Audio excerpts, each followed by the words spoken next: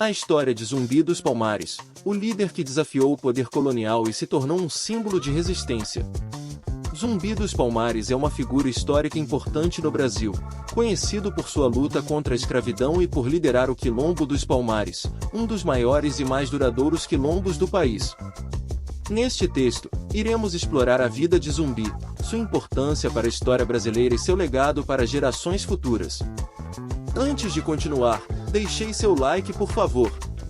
E comente o quanto Zumbi foi importante para a história do Brasil. Zumbi nasceu em 1655, em uma aldeia do povo Ganga Zumba, que era aliado dos portugueses.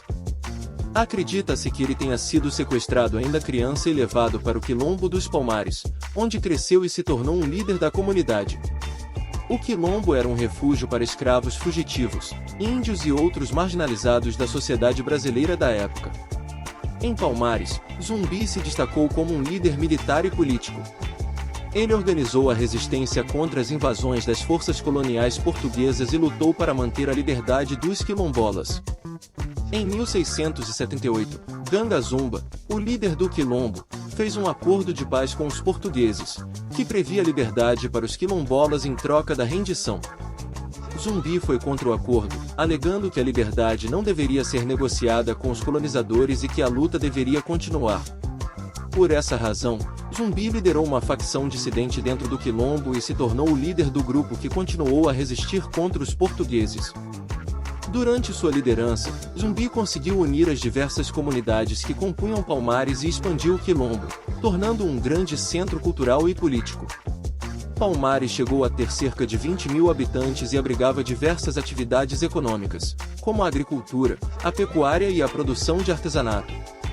No entanto, a resistência de Palmares acabou sendo suprimida pelas forças portuguesas em 1694, depois de uma longa e violenta batalha. Zumbi foi capturado e morto, em uma emboscada armada pelos portugueses. Sua cabeça foi cortada e exposta em praça pública, como forma de intimidar outros quilombolas. Apesar de sua morte, Zumbi se tornou um símbolo de resistência e luta contra a escravidão no Brasil. Sua imagem foi resgatada pelo movimento negro do século XX, que o considerou um líder e herói da luta contra a opressão racial. Em 1995, Zumbi foi declarado patrono da igualdade racial pelo governo brasileiro e o dia de sua morte, 20 de novembro, foi instituído como o Dia Nacional da Consciência Negra. O legado de Zumbi é visto como uma inspiração para as lutas atuais contra a discriminação racial e social. Sua trajetória é lembrada como um exemplo de coragem e determinação na luta pelos direitos humanos e pela liberdade. A história de Palmares e de Zumbi se tornou um símbolo de resistência e orgulho para a comunidade negra brasileira. No entanto, a imagem de Zumbi como um herói também tem sido contestada. Alguns historiadores argumentam que ele era um líder autoritário e que a sociedade em Palmares era baseada em uma hierarquia rígida, com pouca liberdade individual. Além disso, argumentam que a luta de Zumbi não era apenas contra a escravidão, mas também pela autonomia do Quilombo e pela conquista de terras e poder político. Essa visão contestadora de Zumbi tem sido objeto de debate entre historiadores e ativistas. De qualquer forma, a figura de Zumbi continua a inspirar e mobilizar pessoas em todo o Brasil.